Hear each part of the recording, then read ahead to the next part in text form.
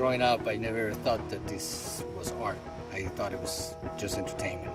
It took me a long time to understand that it was what other people consider art. I painted traditional paintings related to religion and sexuality and painful paintings. And then one day I decided I couldn't do that anymore and decided to start playing with objects.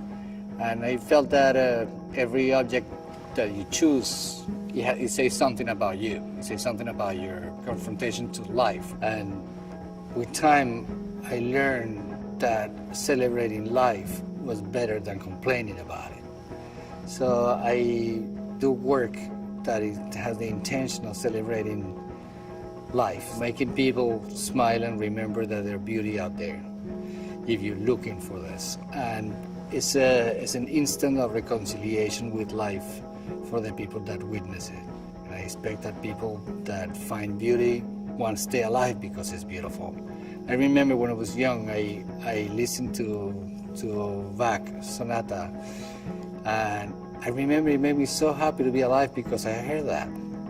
And I always keep this feeling with me that I want people to reconcile themselves with life because they see something that they find beautiful.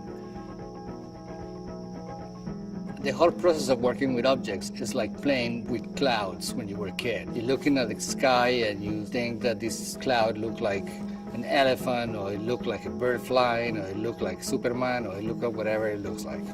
So this is my 24 hours life. Everything to me looked like something else.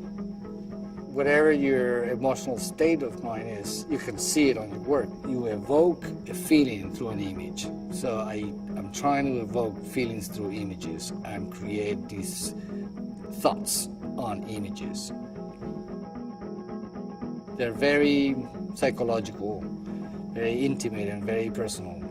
There are literary influences in everything I do in my life because I'm obsessed with literature. When I do these psychological portraits of myself, I expect that the image has the depth of literary characters. That is a person that have a history, is a person that has a character, is a person that has attitudes. Same thing with animals. I try to capture gestures that say more than illustrating an animal.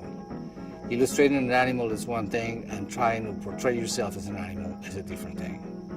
Some people paint a tree, some people paint themselves as trees. I try to paint myself as tree. I try to paint myself as any animal. When I started working with objects, I started speculating about the intelligence invested on objects.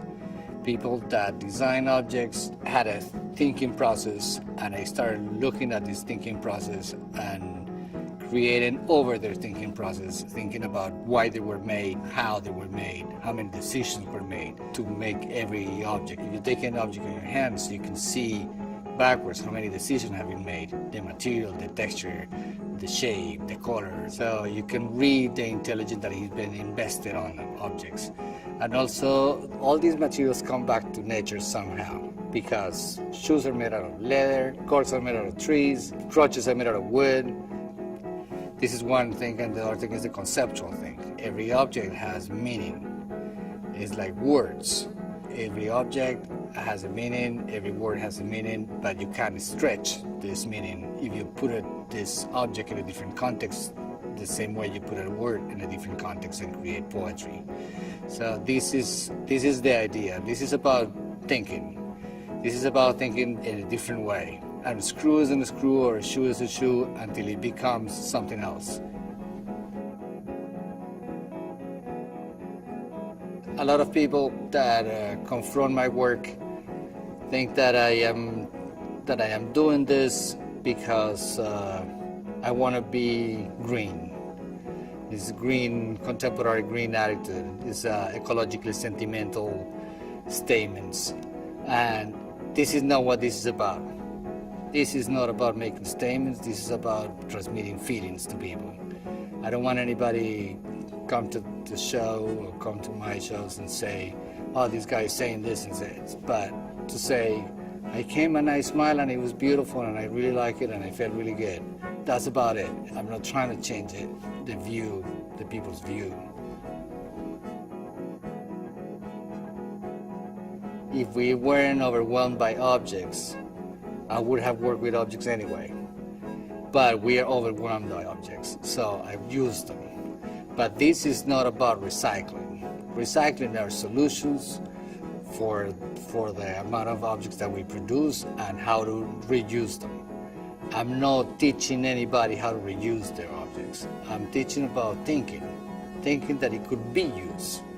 Not necessarily could be used for this, but it could be used for something else. This is about thinking that objects are not objects themselves, objects are materials themselves.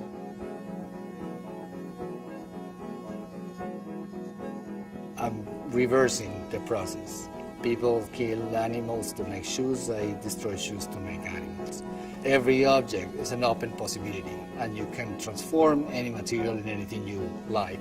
And now that we are overwhelmed by objects, we find this possibility is immense, and it's creative and it's beautiful.